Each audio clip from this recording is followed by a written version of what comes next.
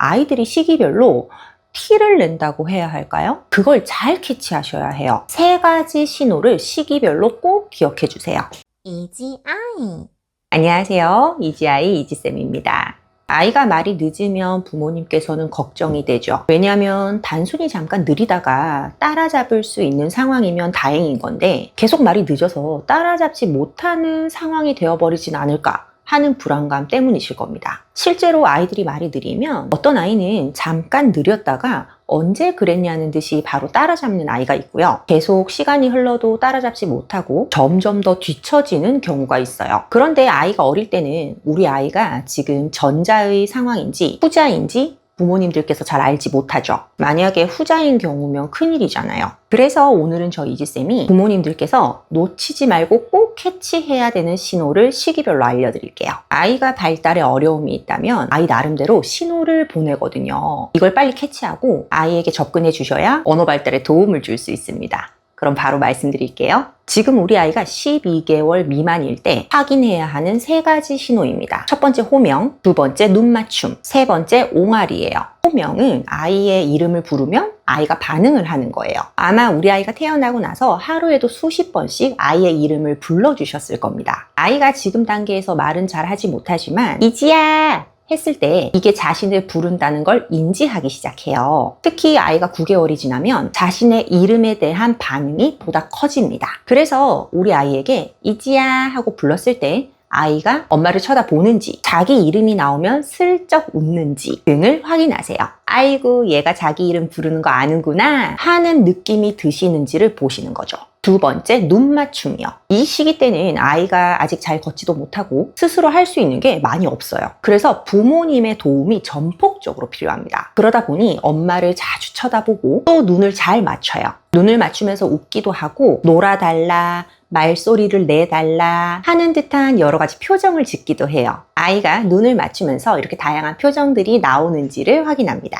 세 번째, 옹알이에요. 아이가 태어나고 6개월이 지나고 나서부터는 아이 입에서 다양한 소리들이 나오고 뿐만 아니라 나름 소리의 고저나 리듬감 같은 것도 좀 있어요. 말은 아닌데 약간 흥얼흥얼거리면서 노는 듯한, 또 말처럼 말하는 것 같은 옹알이를 하루에도 자주 합니다. 아이가 하루에 여러 가지 소리의 옹알이를 충분히 하는지 아니면 너무 조용한지를 확인하세요. 이때 우리 아이가 우는 소리와 옹알이 소리를 내는 것은 구분해서 확인하셔야 합니다. 다음으로 우리 아이가 12개월에서 24개월일 경우에 확인해야 하는 3가지 신호입니다. 첫 번째, 가리키기, 두 번째, 단어 개수, 세 번째, 짜증, 울음이에요. 첫 번째, 가리키기. 이렇게 손으로 가리키는 거예요. 이걸 언어치료사들은 지시적 몸짓이라고 부르는데요. 의사소통 발달에서 이렇게 가리키는 행동이 정말 중요해요. 아이가 손으로 이렇게 뭔가를 가리킨다는 거는 의도 전달의 핵심 기술이기 때문인데요. 이게 무슨 말이냐면 아이가 뭘 원할 때 있잖아요. 그때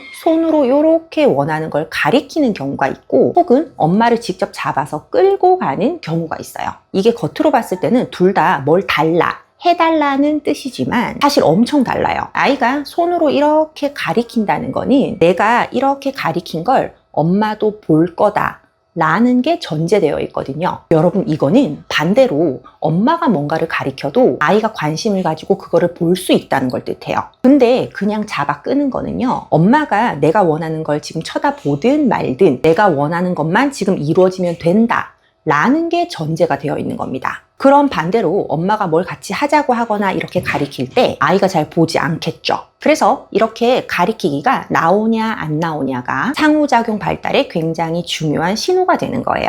다음으로 두 번째는 단어의 개수예요. 12개월부터 24개월 시기에는 아이가 쓸 수 있는 단어의 개수가 좀 나와야 합니다. 일반적으로 돌쯤에 1개 단어가 나오기 시작하고요. 두 돌쯤 되면 50개에서 100개가량 아이가 단어를 표현할 수 있다고 해요. 그래서 이 시기 동안 아이가 쓸 수 있는 단어의 개수가 점점점 늘어나고 있는지를 확인해 보셔야 합니다. 세 번째, 짜증, 울음이에요. 이게 뭐냐면 아이가 일상에서 싫은 상황이 있을 수 있잖아요. 이렇게 싫은 상황일 때 싫다는 표현을 짜증 섞인 울음으로만 나타내는 경우예요. 이 시기 때는 이제 좀 싫을 때 울기는 우는데 울면서 간단한 말로도 함께 표현을 해야 되거든요. 아니야!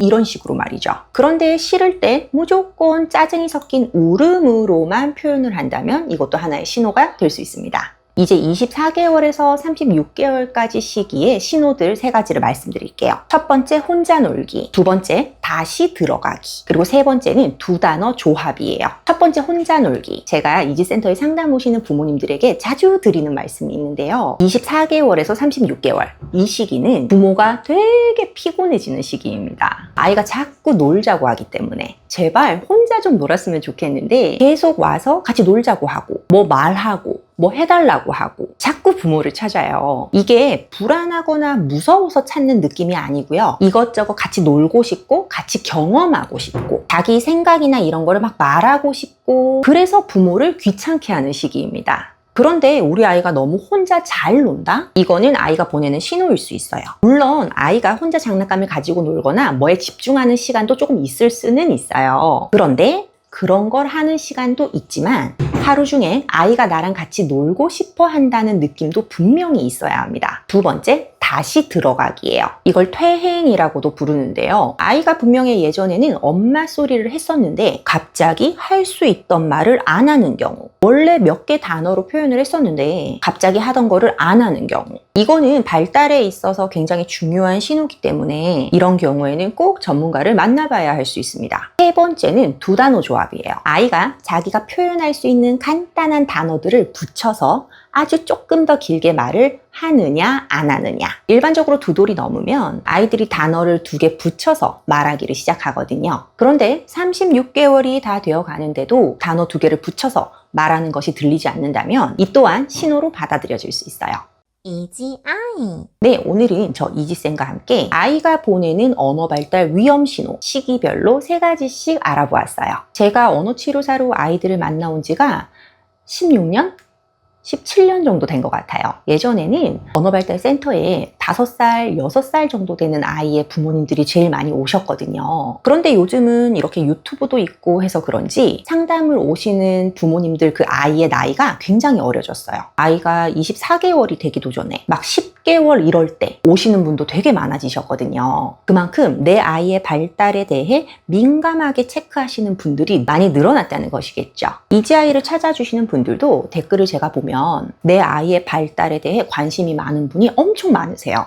내 아이가 말이 느리면 사실 부모 입장에서는 참 불안하거든요. 육아가 쉽지는 않지만 저 이지쌤이 여러 방법도 이렇게 알려드리고요. 또 아이와 함께하는 하루도 열심히 응원할 테니 오늘 하루도 현명하게 화이팅 하시기 바라겠습니다.